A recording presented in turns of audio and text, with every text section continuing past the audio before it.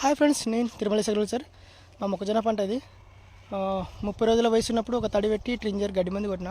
ఇప్పుడు దాదాపు 45 రోజుల వయసు వచ్చేసింది. దీనికి రెండో తడి పెట్టాలి. యాక్చువల్గా పెడదామని అనుకున్న ఈరోజు సండే నాకు షాప్ ఉండదని, కానీ నిన్న సాయంత్రమే వారబంద్ స్టార్ట్ అయిందంట. మాకు ఆర్డిఎస్ కాలువ 24 డిస్ట్రిబ్యూటర్, 25 డిస్ట్రిబ్యూటర్, 26, 26 అన్నీ బంద్ ఉన్నాయి. పైకి అక్కడ 23 వరకు నడుస్తున్నాయి నీళ్ళు. వారబంద్ అన్నారు. అది వారం రోజులు బంద్ ఉంటుందా, 4 రోజులు బంద్ ఉంటుందో, కానీ దీనికైతే ఇప్పుడు తడి అవసరం ఉంది. కొంతమంది రైతులకు, ఊర్లో ఉన్న రైతులకు కొంచెం వారబంద్ ఉందని ముందు తెలిసి వాళ్ళు నీళ్ళు అయితే పెట్టుకున్నారు.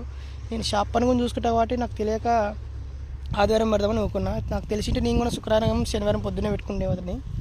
కొంచెం వాడి పడుతుంది అక్కడక్కడ. ఇక్కడ నేను నిలవన్న చోట ఏం చేస్తాం ఫ్రెండ్స్, మనకు తెలియకంగా ఇట్లా ఉంది. వారబంద్ ఉంటుందని అసలు ఎక్స్పెక్ట్ చేయలేదు.